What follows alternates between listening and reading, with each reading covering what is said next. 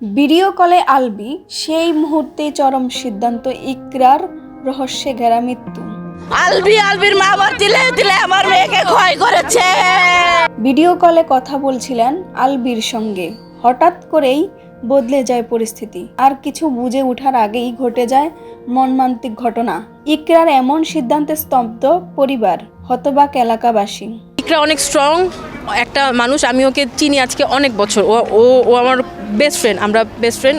ও কখনো এগুলা করার কথা না, ও এরকমই না। ও বরং অনেক ডিপ্রেশনে থাকা মানুষকে ও নিজে কাউন্সিল করে করে করে করে নর্মাল লাইফে আনছে, এরকম অনেক আছে। তো আমি সবার আগে এসে দেখছি লাশটা, এরপর পুলিশেও এসে আমার কাছ থেকে নিল স্টেটমেন্ট। আমি তখন জিজ্ঞেস করলাম অ্যাসিস্ট্যান্টকে যে কখন হলো কি হলো, কারণ আমাদের সাথে 10টার দিকেও সকাল 10টায় চ্যাট হয়েছে মেসেঞ্জারে। নেপালে যাইতে চাইছিল, আর ওর একটা প্রোগ্রামও আছে, ওর একটা প্রোগ্রামও ছিল আজকে, ইফতার পার্টি। তো আমারও যাওয়ার কথা ছিল এখানে। ঘটনাটি ঘটে গতকাল রাতের দিকে। পরিবারের দাবি, ইকরা তার পরিচিত আলবির সঙ্গে ভিডিও কলে ছিলেন। কথোপকথনের মাঝেই আচরণের অস্বাভাবিকতা টের পান আলবি। দ্রুত পরিবারের সঙ্গে যোগাযোগের চেষ্টা করলেও ততক্ষণে পরিস্থিতি নিয়ন্ত্রণে বাহিরে চলে যায়।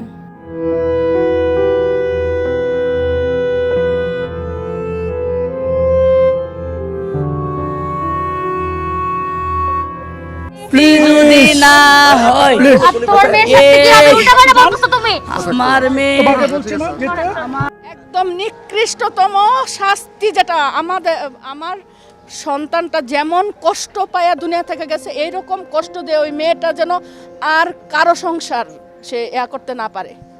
শাস্তি দেন আপনারা পারবেন।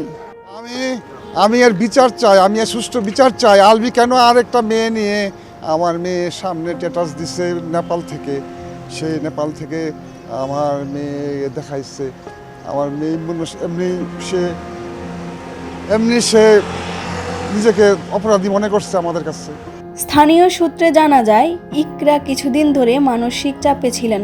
তবে কি সে চাপ পারিবারিক নাকি ব্যক্তিগত কোনো কারণ তা এখনো স্পষ্ট নয়। আইন শৃঙ্খলা বাহিনী ঘটনার সব দিক তদন্ত করছে। ইকরার সাথে যতটুকু আমাদের কথা হয়েছে, ও নেপাল যাবে, ও বাসা শিফট করবে, ও জব করে আলাদা লাইফ করবে, আলবির সাথে ডিভোর্স যাই হোক, ও সব কিছু ওর মাথায় সেট ছিল। থাকে না কিছু মানুষ যে আমারটা আগে, ঠিক আছে, আমি দরকার পড়লে 10জনকে মেরে পেরোয় আসবো সমস্যা থেকে, ও এরকম, ঠিক আছে। ও হচ্ছে ফাইট ব্যাক করার মতো মানুষ।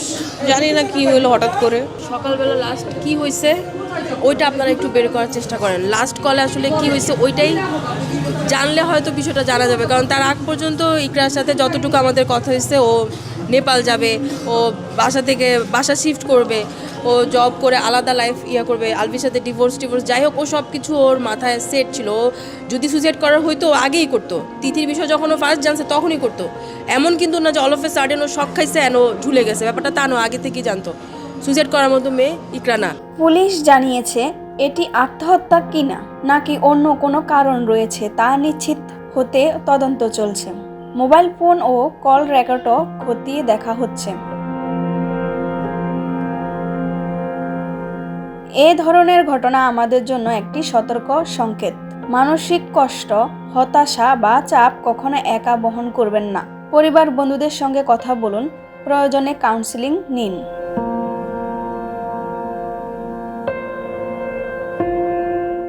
আপনার মতামত কি? কমেন্টে জানান। আরও আপডেট পেতে আমাদের সঙ্গেই থাকুন।